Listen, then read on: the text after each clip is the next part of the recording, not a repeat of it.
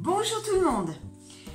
L'automne, eh bien, c'est la saison des châtaignes. Aussi, j'en ai acheté tout un filet. Et donc, je vais les préparer devant vous, mais pas d'une façon traditionnelle, soit à la poêle, soit au four. Je vais tester la méthode au vitaliseur. Je ne l'ai jamais fait. Et là, j'ai regardé sur le net comment procéder. Et bien, on va le faire ensemble et puis on va découvrir bien le résultat. Allez, c'est parti! Alors, quelle que soit la méthode utilisée, eh bien, il faut laver les châtaignes. Il faut les plonger dans l'eau quelques minutes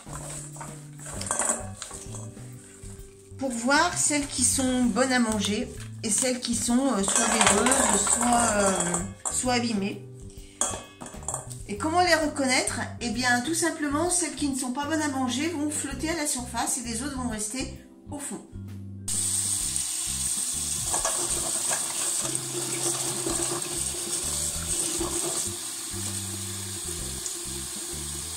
C'est comme les moules. Les moules qui ne sont pas fraîches, elles vont flotter à la surface et les autres vont rester au fond.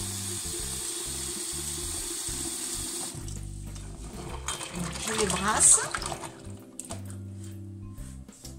Vous pouvez constater que certaines flottent à la surface. Eh bien, je vais tout simplement les enlever et les jeter. Et je vais m'occuper des autres. Alors maintenant, je m'installe confortablement sur une chaise. Et je vais fendre mes châtaignes en deux. Je fais une croix. Alors, sur un des côtés. Donc, je fends de façon à fendre les deux peaux. Alors, ne fendez pas la chair, hein, pas qu'elle se défasse. Alors, avec la pointe d'un couteau, c'est mieux. Ça fait des années que je n'ai pas préparé de châtaignes. En fait, j'ai dû en préparer une ou deux fois, mais de façon classique. Là, je vais essayer avec le vitaliseur. Donc, voilà. Ça doit donner ça. Et donc, eh ben, je vais faire pour toutes les autres châtaignes.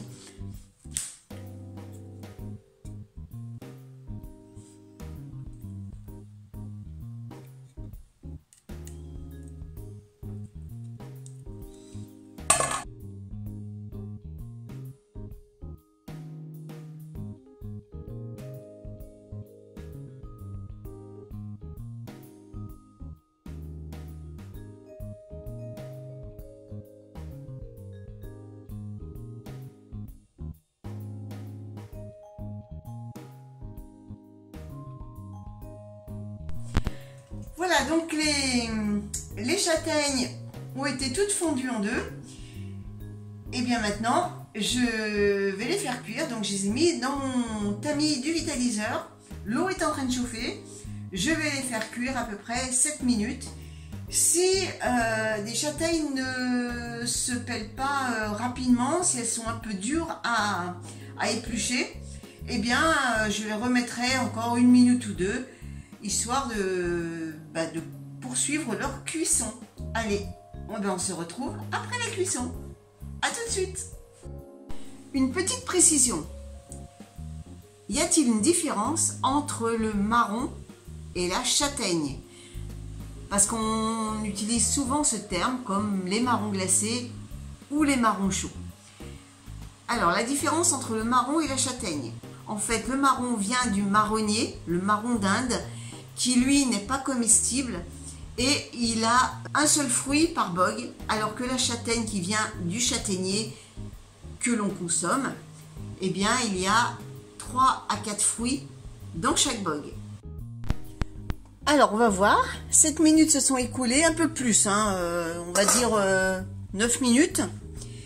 Voilà donc les châtaignes qui sont cuites. Je vais en prendre une et je vais la peler devant vous.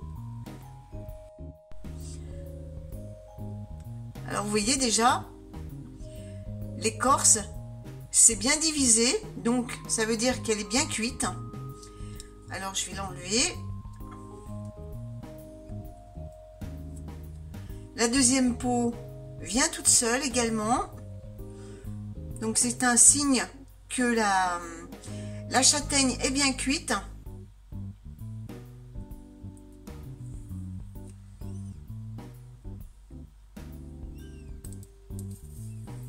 et la peau s'enlève toute seule. C'est ce qu'on recherche. N'hésitez pas, si la deuxième peau ne vient pas toute seule, de les replonger 1 minute ou 2. Et voilà. Voilà la châtaigne qui est parfaitement cuite. Je vais la goûter devant vous.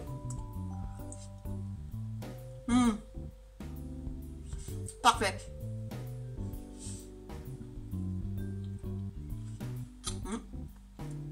La cuisson est vraiment parfaite. Ensuite, vous les mangerez selon vos préférences. Moi, perso, j'ai un petit faible pour les manger avec du lait chaud. Je verse le lait chaud sur les châtaignes après les avoir épluchées. C'est un pur régal. Allez, sur ce, je vous laisse. J'espère que cette vidéo vous aura plu et on se donne rendez-vous très prochainement pour une nouvelle recette. À bientôt tout le monde!